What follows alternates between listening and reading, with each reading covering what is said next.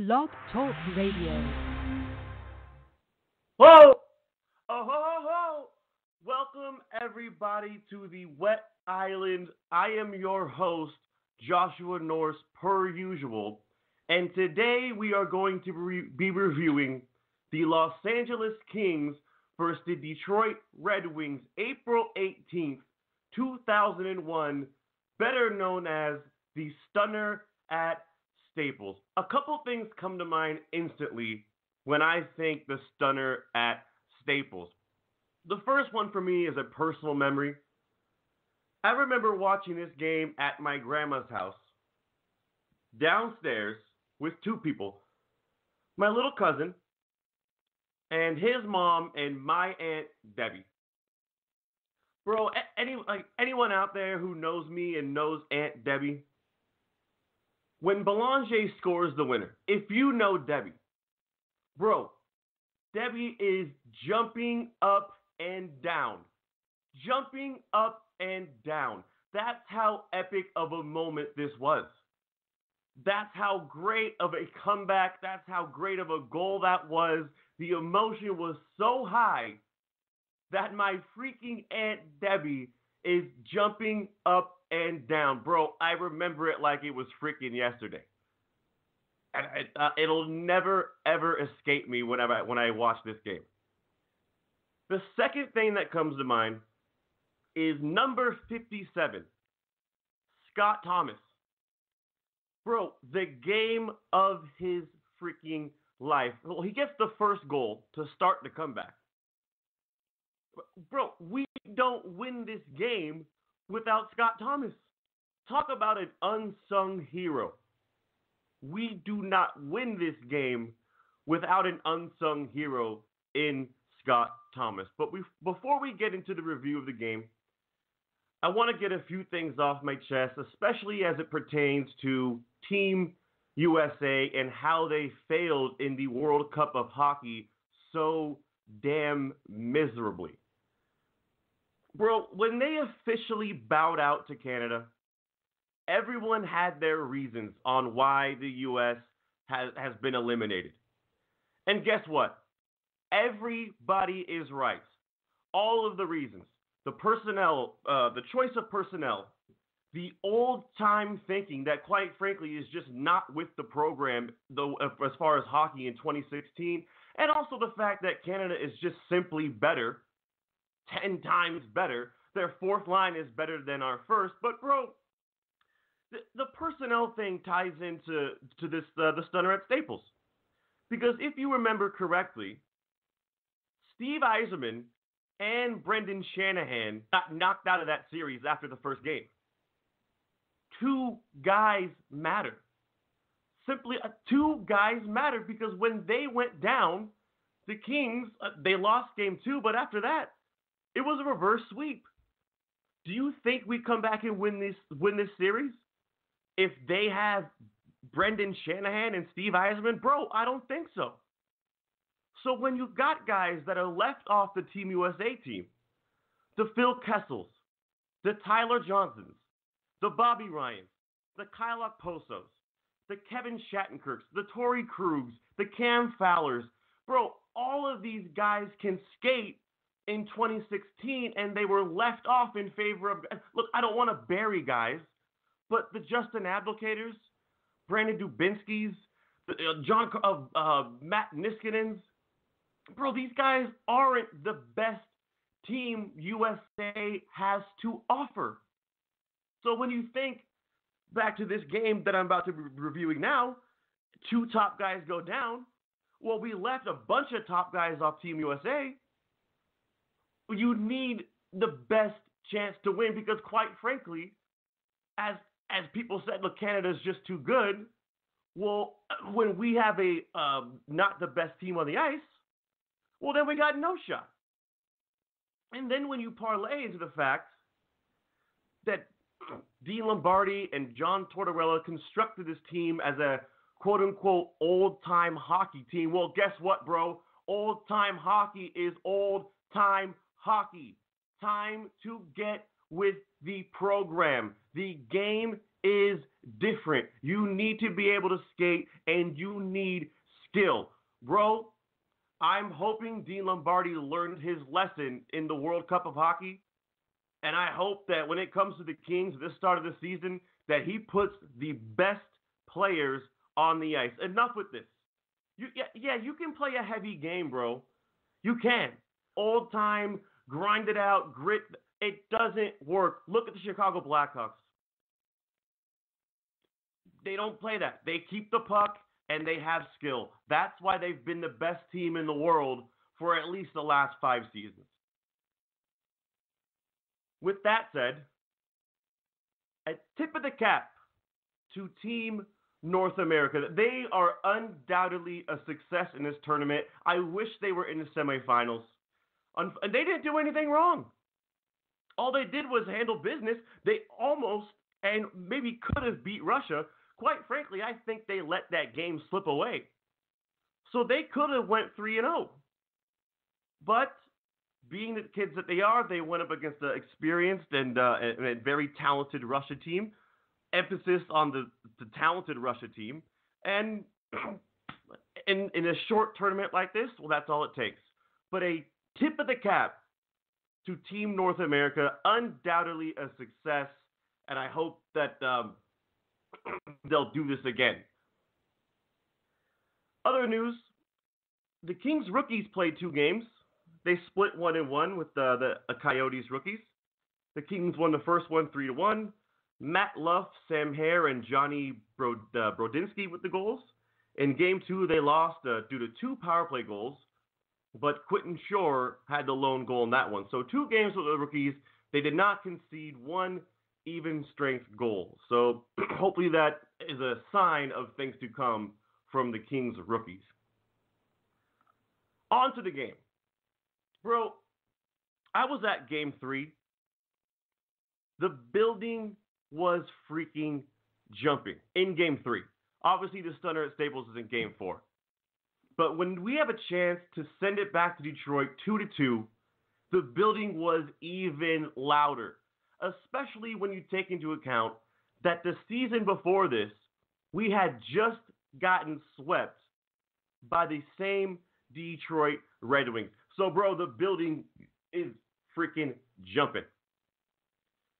Now, it's hard when you think about this is 2001.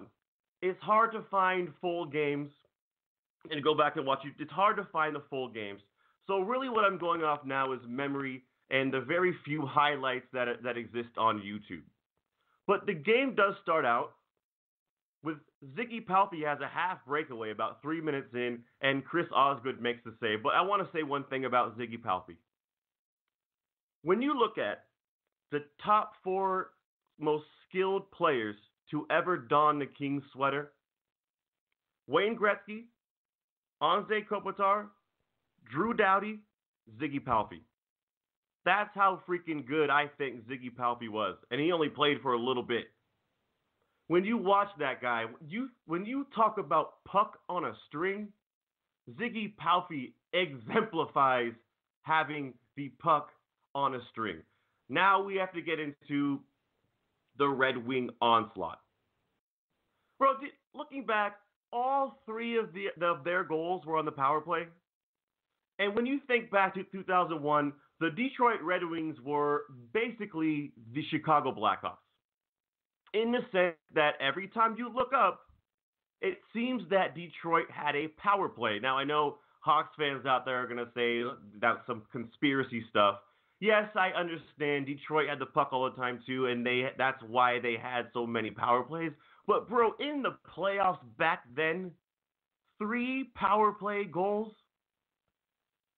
be that as it may, the Kings put their nose to the grindstone and were able to come back from that. But Pat Verbeek makes it 1-0. Best on the power play in front of the net can be a Dino Ciccarello. Wow, there's a lot. He's going to score. Straight at the right point. Fedorov, he's down low. Forehand from Juraj Karlotti broke it up. Outside play, Lidstrom. The best in the NHL on the power play. One-time drive, left-hand shot. He winds up a shot. Right on that Holmstrom there. Familiar spot for the net. Still banging that. In again. Verbeek knocks it in.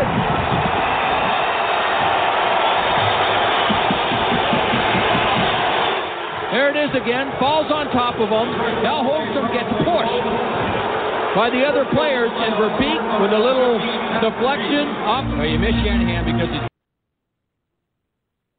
Pat Verbeek makes it 1-0. Bro, if you go back and look at this Red Wings roster, not only do they have all the skill in the world, but you look at guys like Martin Lapointe, Kirk Maltby, Chris Draper, Pat Verbeek, Chris Chelios. Bro, that's a tough, skilled team. Quite frankly, when you look at our roster, we have no business beating them at all. So they get a 2-man advantage in the second period. And this one hurts because he was an ex-King. Second time in the series, Detroit's had a 2-man advantage. There's a score by Duchesne. They won the face-off, and Duchesne makes it 2-0, and now they still have a power play. Steve Duchesne started his career with the Los Angeles Kings, so that one kind of hurt. It was just a clean win, shot, low block. I mean, that's how you do it. That's how you score those goals. And if you look back, I mean, I don't understand this.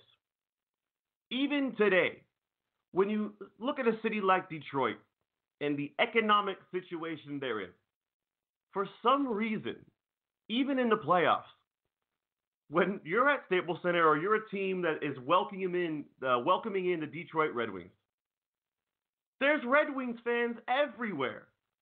Do they exist in Detroit, or do they just all move? It's unbelievable how many Red Wings fans are able to pack these away buildings. So Staples is jumping, but for all the wrong reasons. So the 2-man advantage goal goes in. The Red Wings still have a power play, and both calls, they say Martin Lapointe scores this goal, but I think that it goes off the skate of Aaron Miller. Still Ariana. In the Kozlov. They got Lapointe in front of it. Kozlov to Lapointe. He scores! Another power play goal, and Detroit leads 3-0. Well, this has been a disappointing night for the Kings. They had another huge crowd. They were all pumped up before the game, and they were in it until Verbeek scored at 13:57 in the first on the power play. Penalty. So 3-0 Red Wings. And if you listen there at the end, it sounds like with 6 minutes to play, Bob Miller is conceding.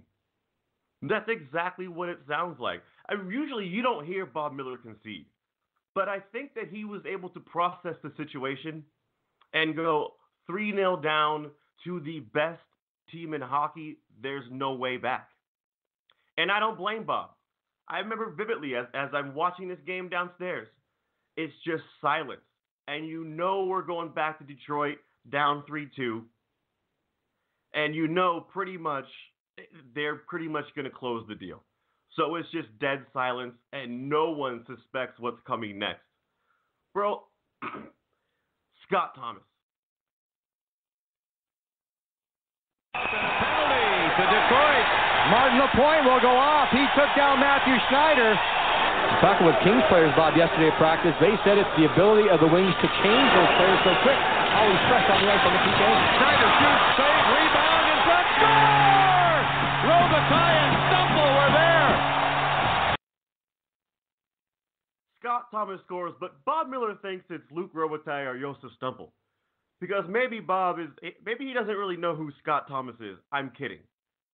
But as I said at the top of the show, we don't win this game without Scott Thomas. And there he is in front, banging home a power play goal. Look, Andy Murray made a lot of dumb decisions.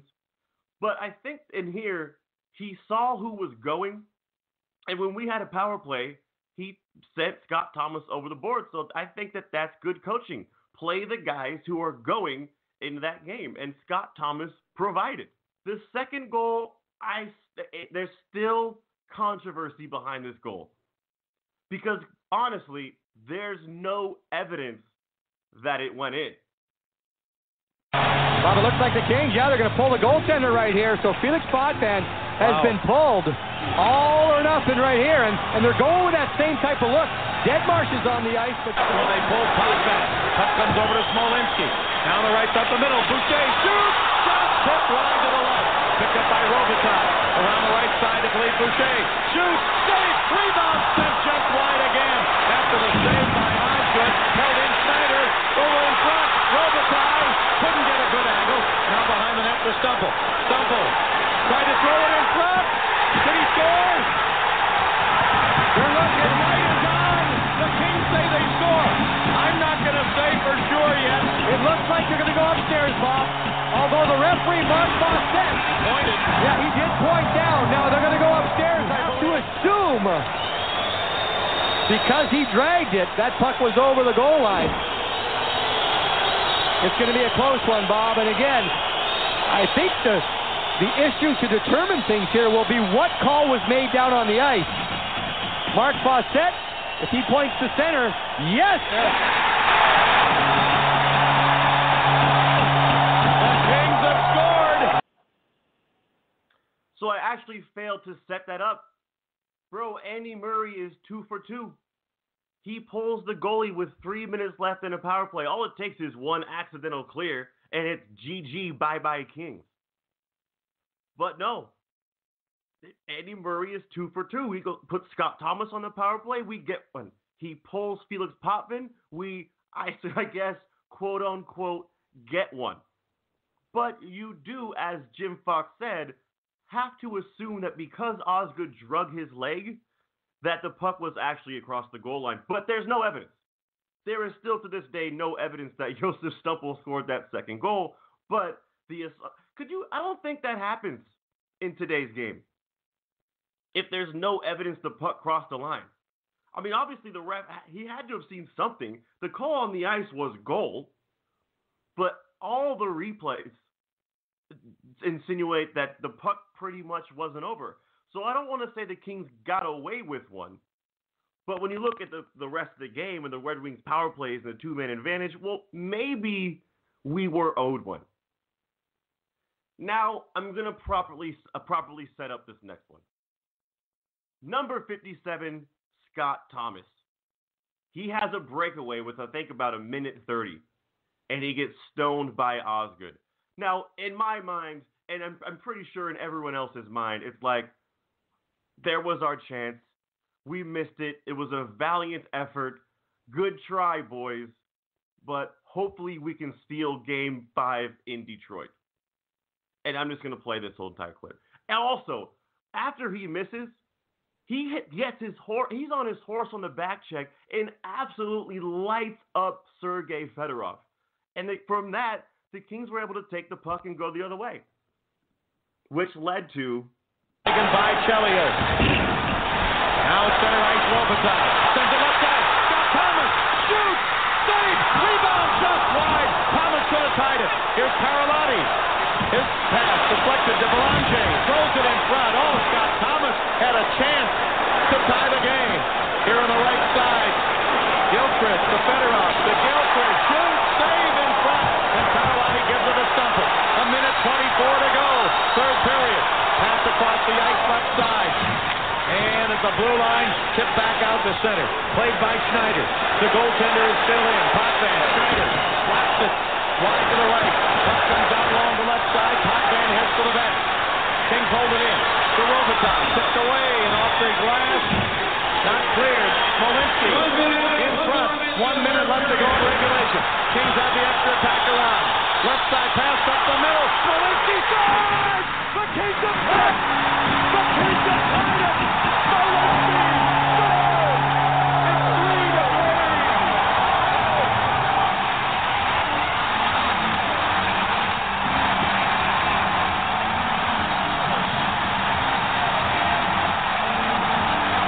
Do you believe this? 3-3. Do you believe this? Bro, 6 minutes ago, or about 5 minutes ago, Bob, I'm not going to say it sounds like he's conceding. With a minute to play in regulation, Bob is saying, do you believe this? Bro, who could? Who freaking could? By the way, the Smolinski goal, beautiful finish. Beautiful finish and a wonderful celly afterwards. And Rock'em Sock'em, my cousin, makes a cameo. We'll never forget that scene. But beautiful finish and a beautiful celly, and the place is going bonkers. Still a little bit of skepticism going into overtime because the Kings, like it would be very Kings of them to come back and then blow it. But it doesn't take long for us to get the finish. Palpy, his pass intercepted by Detroit. Back they come to center. Holmstrom with it was intercepted by Verbeek. Taken away at center ice by Stumple. He leaves it for Carlotti. Carlotti shoots wide. Rebound off the boards for Chelios. Chelios to Gill, taken away by Deadmarsh. Deadmarsh goes in front. The Kings win in overtime. Do you believe it? Down 3-0. Now, they're looking, Bob. They're still looking. They want to go upstairs to make sure, I believe. The puck is there. Belanger, yes, it hits the water ball. It's up underneath. That will count. That will count. Belanger made no mistake. And the Kings will win it. 4-3 in OT. It's going to go crazy. It's over. The Kings win it in overtime to tie the series. We'll be back here next Monday night for Game 6. The Kings were 3 goals down with 6:07 to go in regulation.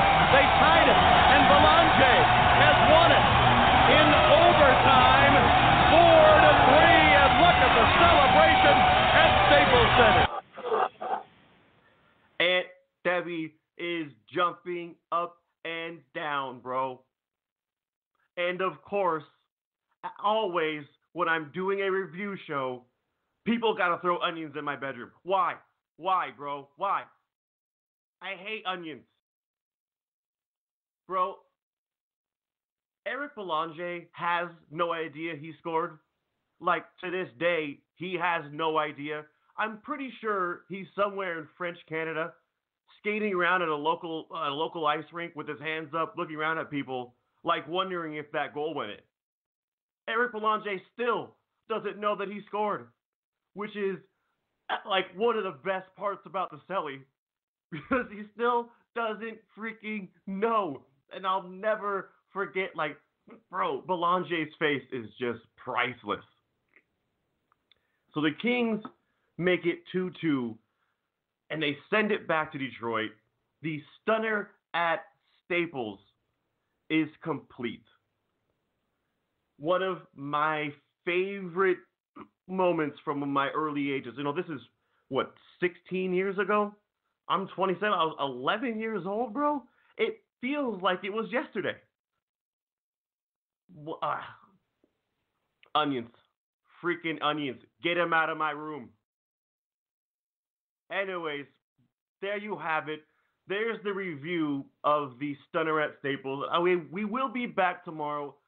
Tomorrow's going to be a show. It's going to be a little bit different. There's not going to be hockey on the show. Tomorrow, as it's Friday, I'm going to do a show blowing off some steam. I'm going to talk about all the things that I would like to talk about that happened to me or that I've experienced throughout the week. So look forward to that. I don't know the name of the show. I'm trying to think of a name for the show. I don't want to call it Blowing Off Steam. That's not original. But anyway, we will be here tomorrow, and I hope you will enjoy the review of the stunner at Staples. Goodbye, everybody.